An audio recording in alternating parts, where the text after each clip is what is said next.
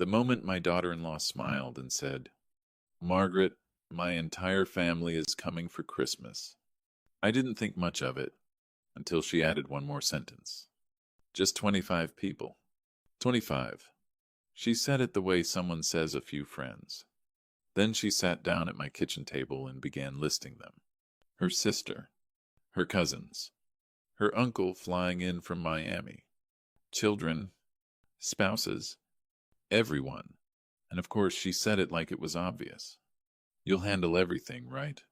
3 turkeys, decorations, cooking, cleaning, serving. For 5 years, that had been my job. Margaret, make coffee. Margaret, cook dinner. Margaret, clean this. Margaret, fix that." And I had done it. Every single time. Because I thought keeping the peace meant keeping quiet. So I smiled. "Perfect," I told her. Her smile grew even wider. Then I said something she never expected to hear. "I'm going on vacation." Silence filled the kitchen. "You can cook? You can clean?" I picked up my coffee. "I'm not your servant." Her face went pale. But what Tiffany didn't know was that 3 months earlier, I had discovered something hidden in my son's office. Something that was about to make her perfect Christmas collapse in front of her entire family. And when that doorbell rang, her world of lies began to fall apart. The woman in my kitchen. At 66 years old, I never expected to feel like a stranger in my own home. Yet somehow, that is exactly what had happened. It didn't change overnight. Things like that rarely do. They change slowly, quietly, almost politely. When my son Kevin married Tiffany 5 years earlier, I truly believed we would become a family. For a while, everything seemed fine. Then small things began appearing. "Margaret, could you help with dinner tonight?" Of course I could. "Margaret, could you tidy up before our friends arrive?" Naturally. But little requests have a way of becoming habits. And habits slowly become expectations. Soon Tiffany stopped asking. She simply assumed. If her friends came over, I cooked. If there was a party, I prepared everything. She hosted. I worked. The strange part was how invisible the work became. Guests would compliment Tiffany. "What a beautiful dinner. What a perfect evening." She would smile proudly, and I would quietly wash dishes in the kitchen. Some of you listening right now probably recognize that feeling. That quiet place where you tell yourself it's easier not to argue, where keeping the family together feels more important than being appreciated. I believed that for 5 years. Until the day Tiffany walked into my kitchen wearing a red dress and announced her wonderful Christmas surprise. And something inside me finally stopped cooperating. The announcement. It was a Tuesday afternoon in early December. Cold outside. Warm inside the kitchen. I was stirring soup when Tiffany walked in without knocking, the way she always did. Her heels clicked against the tile floor. She carried herself like someone arriving at a hotel where the staff already knew her order. "Margaret," she said brightly, "I have wonderful news." Whenever Tiffany said those words, I knew it meant extra work for someone else. Usually me. I kept stirring the soup. "Oh?" She sat down at the kitchen table and crossed her legs. "My entire family is coming here for Christmas." The spoon paused in my hand. "All of them?" I asked. "Yes." She smiled widely. "It's only 25 people." "Only?" Then she began listing them. Valeria, Evelyn, Marco, Uncle Alejandro flying from Miami, children, spouses, even second cousins. "It's going to be perfect," she said happily. Then she leaned forward slightly. "We'll need 3 turkeys." I didn't say anything. "And your chocolate silk pie." Still silence. "Oh, and you'll decorate the house like last year." My family loved that. She finally asked the question that wasn't really a question. "You'll handle everything, right?" That was the moment 5 years of memories rose quietly inside my chest. And for the first time, I didn't say yes. The word perfect. I turned off the stove. Then I looked directly at Tiffany. For years I had avoided doing that.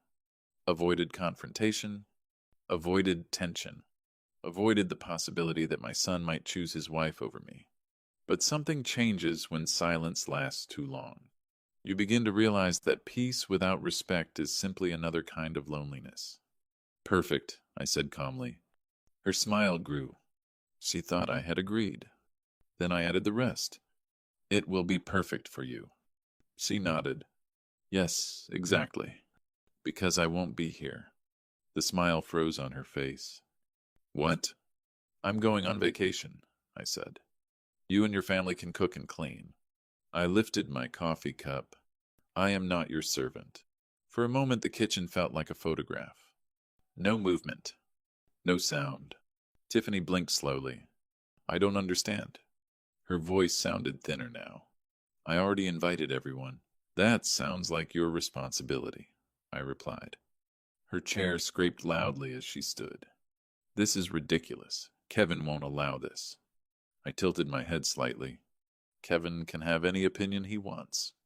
Then I reminded her of something she seemed to forget often. But this is my house. Those 4 words landed heavier than anything else I had said. And the look in Tiffany's eyes told me something very important. For the first time in 5 years, she realized I might actually mean it. Kevin walks in. The front door opened just as Tiffany finished, saying Kevin wouldn't allow this. Keys dropped into the bowl near the hallway. Kevin stepped inside, looking tired after work, loosening his tie.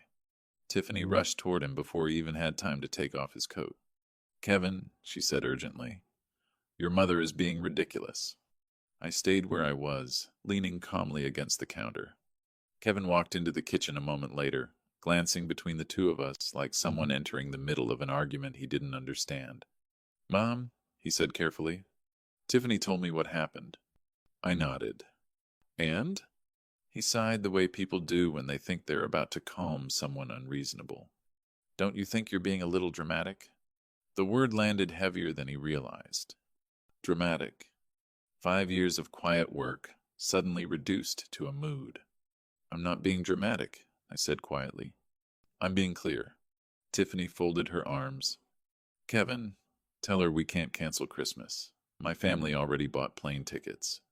Kevin looked at me again. Mom, you know Tiffany can't cook for 25 people. Why not? I asked calmly. She works. That answer hung in the air, as if my time somehow counted less.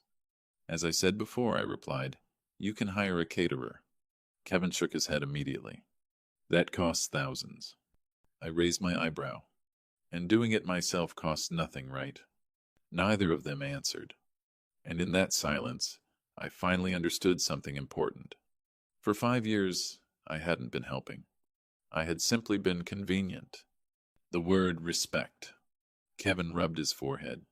Mom, please. It's just 1 week. After Christmas, everything goes back to normal. Normal. That word stayed in the kitchen like cold air. Their normal meant I cooked. Their normal meant I cleaned. Their normal meant I stayed invisible while Tiffany played the perfect hostess. No, I said gently. Things are not going back to normal. Tiffany scoffed loudly.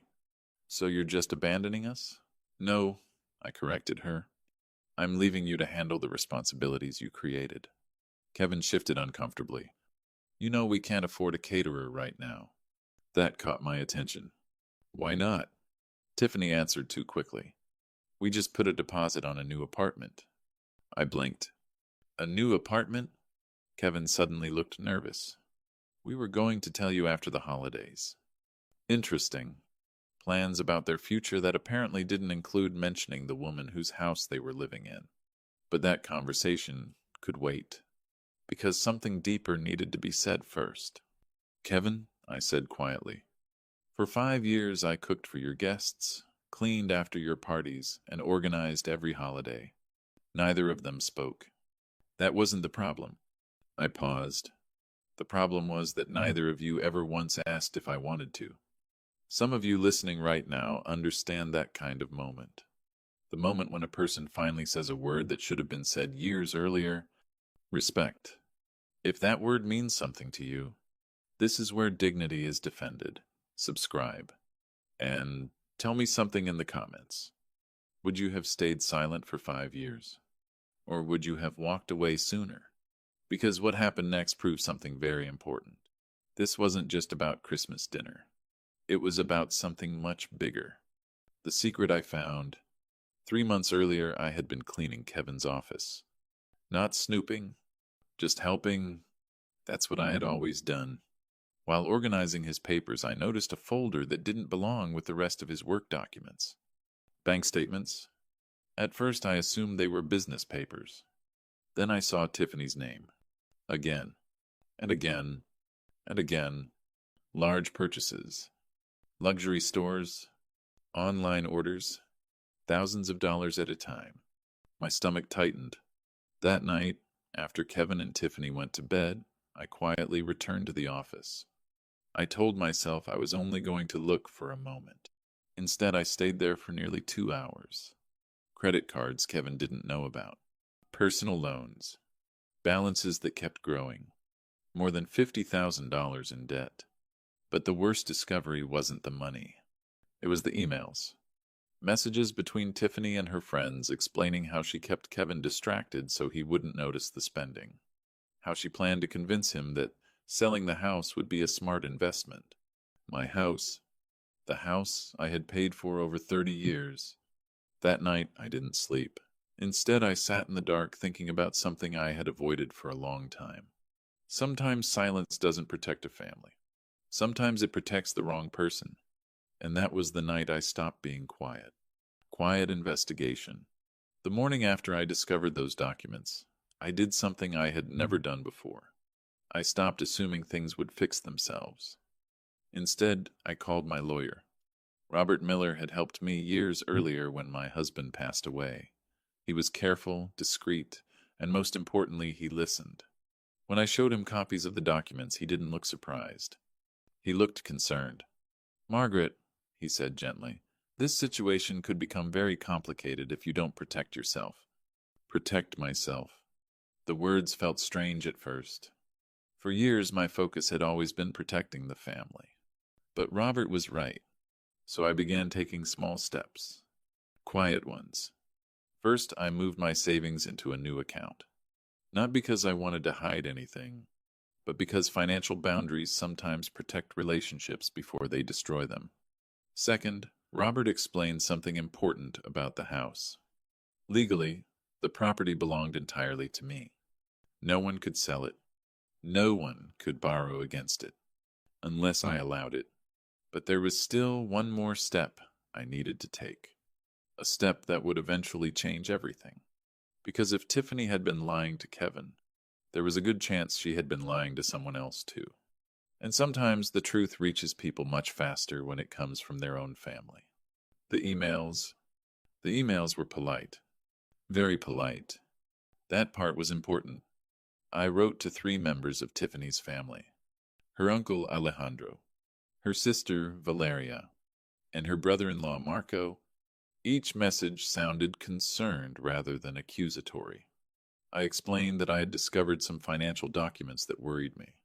I told them I feared Kevin might not understand the situation. Then I attached a few bank statements. Just enough to raise questions. Nothing more. Their replies arrived faster than I expected. Alejandro answered first. His message was short. "Mrs. Margaret, thank you for informing us. We will discuss this with Tiffany soon." Valeria's response came next. Longer. More direct. She asked for copies of additional documents. Marco simply wrote one sentence. "This changes things." And then something unexpected happened. None of them contacted Tiffany immediately. Instead, Alejandro wrote again. He suggested waiting until Christmas. Because everyone would already be gathering together. It would be easier to discuss things face to face. I stared at that message for a long time. Sometimes justice arrives loudly. Other times it arrives quietly and sits patiently at the dinner table. The plan. Back in the present, Kevin and Tiffany were still standing in my kitchen. They had no idea that 3 months of preparation already stood behind my decision. "Mom," Kevin said carefully, "where exactly are you going?" "To visit my sister in Miami," I replied. That part wasn't true. But sometimes the truth needs to arrive at the right moment. And when will you be back? Tiffany demanded. After New Year's? Her panic was starting to show now. My family arrives in 3 days. Yes, I said calmly. That's why I recommend planning carefully. Kevin tried one more time. Mom, please, at least tell us what we should cook. I looked at him. Really looked. My son, 32 years old. A good man in many ways, but a man who had stopped paying attention to the quiet work happening around him. Kevin, I said gently, food doesn't appear magically. Someone plans it. Someone shops for it. Someone spends days preparing it. The room went quiet. For the first time in years, he seemed to understand that. At least a little. But the real lesson had not even begun yet. Because the morning I left the house, Tiffany was still asleep, and she had no idea what kind of Christmas was waiting for her. The morning I left. The next morning I woke up before sunrise. The house was completely quiet. For a moment I simply sat on the edge of my bed, listening to the silence. It felt different that morning, lighter somehow, as if the walls themselves had finally exhaled. I showered, dressed, and began packing my suitcase. Each folded shirt felt like a small declaration of independence. Downstairs, Kevin and Tiffany were still asleep. Their bedroom door was closed, and I could hear faint breathing from the hallway. For years, my mornings had started differently. Coffee brewing, breakfast cooking, someone calling my name from the living room. Margaret, could you bring the sugar? Margaret, where are the napkins? That morning, no one asked for anything. Before leaving, I placed a short note on the kitchen table. Have decided to leave early for my trip. The house is in your hands. Enjoy your Christmas. Margaret. But there were a few other things I quietly took care of. I emptied the refrigerator. I cleared the pantry. After all, groceries don't magically appear in a house. Someone always has to buy them. I also locked my good dishes and holiday decorations in my bedroom closet. If Tiffany wanted a perfect Christmas for 25 guests, she could create it herself. At exactly 7 o'clock, the taxi arrived. As the driver placed my suitcase in the trunk, I looked back at the house where I had lived for 30 years. For a long time, it had felt like a place where I worked, but that morning it felt like something else again. Home. The first phone call. The hotel suite overlooked the ocean. I had booked it weeks earlier, though no one knew that yet. For the first time in years, there was no one asking for coffee. No one expecting breakfast. I ordered eggs Benedict and sat on the balcony watching the waves roll slowly toward the shore. My phone started ringing at 10:47 a.m. Kevin. Of course. I let it ring twice before answering. Mom, where are you? He asked immediately. On vacation, I said calmly. But you left early. We found your note. I thought it would give you more time to prepare. There was shouting in the background. Tiffany. Even through the phone, I could hear the panic rising in her voice. Mom, Kevin continued carefully, Tiffany's family arrives in 2 days. Yes, I know. We don't even know where to start. I leaned back in the chair. Kevin, I said gently, you are 32 years old. Tiffany is 29. You are both fully capable adults. Silence. Then Tiffany's voice suddenly appeared on the phone. Margaret, please, I don't know how to cook for 25 people. That sentence hung there like a quiet confession. 5 years. And she had never once needed to learn. The family arrives. The real chaos began the next morning. I woke up slowly, enjoying the quiet hotel room, and checked my phone. 17 missed calls from Kevin. 31 from Tiffany. Several voice messages. The first one was Kevin. Mom, please call us back. The grocery store is closed and Tiffany's family arrives in an hour. The second message was Tiffany, her voice shaking. Margaret, please don't do this. I can't cook for 25 people.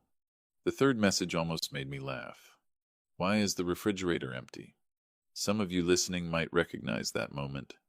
The moment when someone finally realizes how much invisible work existed all along. At 7:15 a.m., a new message arrived. This one was from a voice I hadn't heard before. "Mrs. Margaret, this is Alejandro, Tiffany's uncle. Our flight arrived early and we are on the way to your house now." Perfect. Everything was happening exactly as planned. I poured myself another cup of coffee and stepped out onto the balcony. Somewhere across the city, 25 guests were about to arrive at a house with no breakfast, no decorations, and two very unprepared hosts. But the real surprise waiting for them had nothing to do with food. Because by the end of that day, Tiffany's family would discover the truth about her finances. And Christmas dinner would turn into something else entirely. A reckoning. The doorbell. At exactly 8:02 that morning, the doorbell rang. Kevin later told me the sound felt louder than usual. Not because the bell had changed, but because the house behind that door was completely unprepared. No breakfast. No decorations. No welcoming table. Just 25 guests arriving with suitcases and expectations. Alejandro was the first to step inside. A tall man in his 60s, calm and composed, the kind of person who notices everything without raising his voice. Behind him came Valeria, then Marco, and several others Tiffany had proudly promised a perfect Christmas. Kevin tried to smile. "Welcome. Please come in." But Alejandro immediately looked around the living room. No Christmas tree. No decorations. No food. His eyebrows slowly lifted. "Tiffany," he said carefully, "I thought you said Margaret organized these gatherings." Tiffany forced a laugh. "She had to leave suddenly." Alejandro nodded once. "Interesting." Then he placed his suitcase beside the door and spoke again. "In that case, perhaps we should discuss the documents she sent us." Kevin froze. "What documents?" Tiffany's face turned pale, because in that moment, her Christmas celebration quietly transformed into something else entirely. A family meeting. And the subject of that meeting was her. The first crack. Kevin later described the room as strangely quiet. 25 people stood in the living room, yet it felt as if the air itself had paused. Alejandro opened a folder. Inside were printed bank statements, credit cards, loan documents, numbers that were impossible to ignore. "Tiffany," he said calmly, "would you like to explain these?" She stared at the papers like someone seeing them for the first time. That must be some misunderstanding." Valeria stepped forward. "It isn't." Her voice carried a quiet authority. "I verified the accounts this morning." Kevin looked from one face to another. "What accounts?" Alejandro handed him the papers. Kevin's eyes moved slowly down the page. The silence stretched longer. Then he whispered something that changed the entire room. "These cards are in my name." Valeria nodded. "Yes." Kevin looked at Tiffany. "When were you going to tell me about $50,000 in debt?" Tiffany opened her mouth. No sound came out. Some of you listening may recognize that moment. The moment when a carefully built story suddenly begins to collapse under the weight of truth. But the real shock had not even been revealed yet. The truth expands. Kevin sat down heavily on the sofa, still staring at the documents. "I never opened these accounts," he said slowly. Valeria nodded again. "We know." Alejandro folded his hands calmly. "Tiffany used your credit information." The room erupted. Voices everywhere. Questions. Shock. Anger. Tiffany tried to speak. "It wasn't like that." But Alejandro raised one hand. "Please stop." His voice was calm, but firm enough to silence the room. "For years you told this family a very specific story." He gestured toward the house. That Kevin was financially successful. That Margaret was wealthy. That everything here was stable. Valeria added quietly. "And that Margaret planned to leave this house to you one day." Kevin looked up immediately. "What?" Silence answered him. Tiffany's lie had reached further than anyone imagined. Alejandro continued. "You borrowed money from relatives based on that story." Kevin's face turned white. "How much?" Valeria didn't hesitate. "Over $20,000.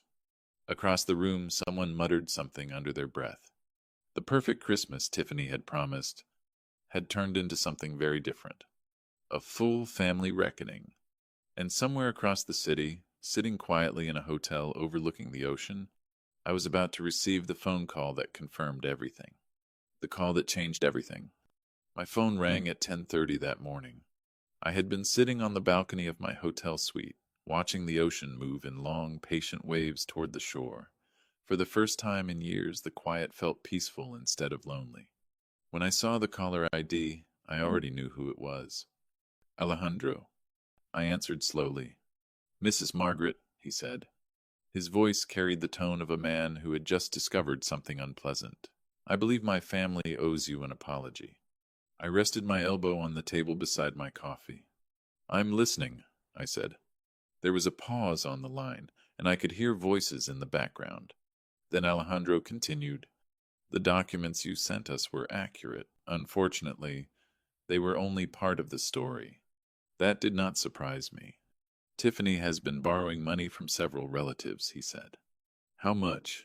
I asked quietly. Over $20,000. The wind moved across the balcony. And Kevin? I asked. He knew nothing, Alejandro replied. He's in complete shock. For a moment I closed my eyes. Kevin had always been a good boy. But sometimes good people look away from problems because they trust the wrong person. Alejandro spoke again. There is something else you should know. I'm listening. Tiffany told several members of the family that you plan to leave her your house. I almost laughed. Interesting. That promise, he continued, was used to secure loans. The silence between us stretched for several seconds. Then Alejandro said something that changed everything. This Christmas gathering is no longer a celebration. It has become a family intervention. A son finally sees. Later that afternoon, my phone rang again. This time it was Kevin. His voice sounded different. Quieter. Older. Mom, he said softly, were you the one who sent those documents to Tiffany's family?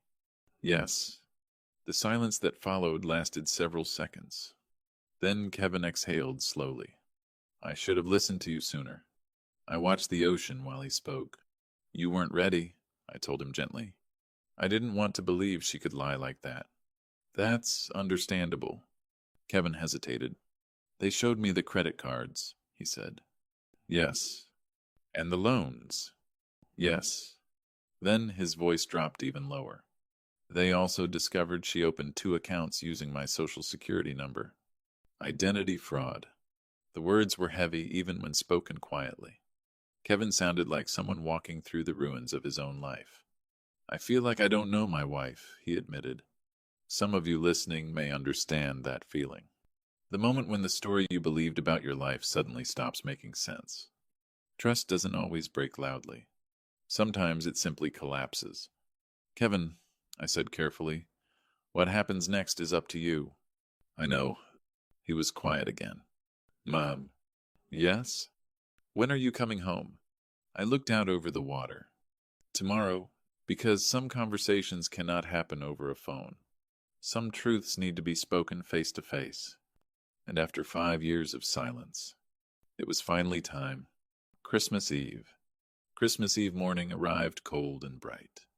The taxi dropped me in front of my house just after 10 o'clock. The driveway was crowded with rental cars. Suitcases stood near the front door. Voices filled the living room. But the moment I stepped inside, everything stopped. Kevin stood near the window. He looked exhausted, like someone who had not slept all night. Behind him stood Tiffany. Her hair was uncombed. Her eyes were red. For the first time since I met her, she looked small. Alejandro stepped forward first. Mrs. Margaret, he said respectfully, it's an honor to finally meet you. I shook his hand. Under better circumstances, I hope. Before anyone could speak again, the doorbell rang. Kevin opened the door. Robert Miller walked inside carrying a briefcase. My lawyer. Tiffany stared at him immediately. Why is there a lawyer here?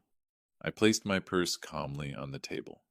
Because, I said, After 5 years of silence, I decided it was time to protect myself. Some of you listening understand that moment. The moment when someone finally stops asking for respect and starts requiring it. If that idea resonates with you, remember something important. Strength doesn't beg, it builds. Subscribe. Because sometimes the quietest people are the ones who change everything.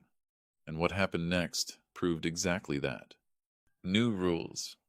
Robert opened his briefcase and placed several documents on the table. The first matter concerns the property, he said. Kevin looked confused. What about the house? Robert spoke calmly. Mrs. Margaret has transferred ownership into a family trust. The room fell silent. This legal structure ensures the house cannot be sold, mortgaged, or used as collateral without her direct consent. Kevin nodded slowly. That makes sense. Tiffany said nothing. Robert continued. There are also new residency conditions. Her head lifted suddenly. What does that mean? I answered before Robert could. It means things are changing. I stepped closer to the table. For 5 years, this house slowly became a place where I worked instead of lived. No one spoke. That ends today. I looked directly at Tiffany. You will visit this house by invitation. You will not host events here without asking. And you will never again treat me like staff in my own home. Kevin lowered his head. I'm sorry, Mom. Alejandro spoke quietly from across the room. Respect should never require legal documents. He was right. But sometimes boundaries only become real when they are written down. The quiet kind of victory. By the time evening settled over the house, something had changed. Not loudly, not dramatically, but undeniably. The tension that had filled every corner of the living room that morning had slowly faded, replaced by something quieter. Conversations were softer now, movements slower.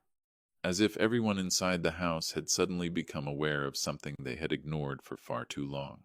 Truth has a strange way of doing that. Some of Tiffany's relatives decided to leave early. Their suitcases rolled quietly across the hardwood floor, the sound echoing faintly through the hallway. A few stayed, mostly sitting together in the living room, speaking in low voices. No one mentioned Christmas dinner anymore. The holiday had turned into something else entirely. Reflection. Tiffany spent most of the afternoon sitting silently on the edge of the sofa.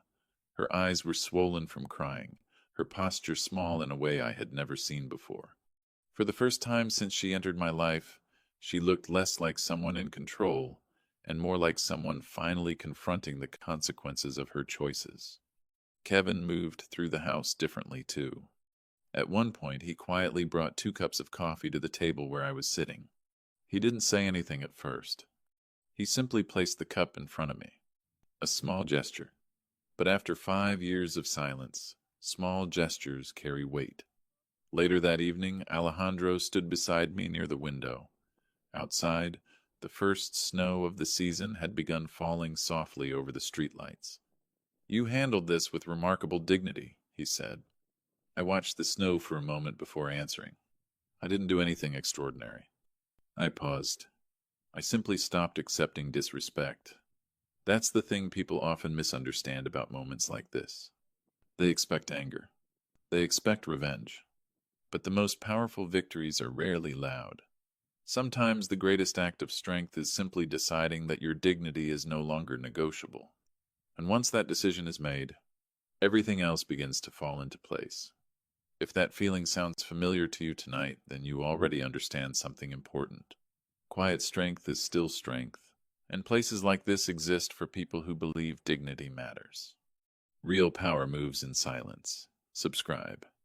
And before you leave, I'd really like to hear from you. Where are you listening from today? Drop your city in the comments below. And tell me honestly, if you had been in Margaret's place, after 5 years of being treated like a servant in your own home, would you have stayed silent? Or would you have walked away much sooner? Because stories like this travel across continents for a reason.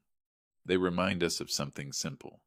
Respect may disappear for a while, but dignity always waits patiently for the moment we decide to reclaim it.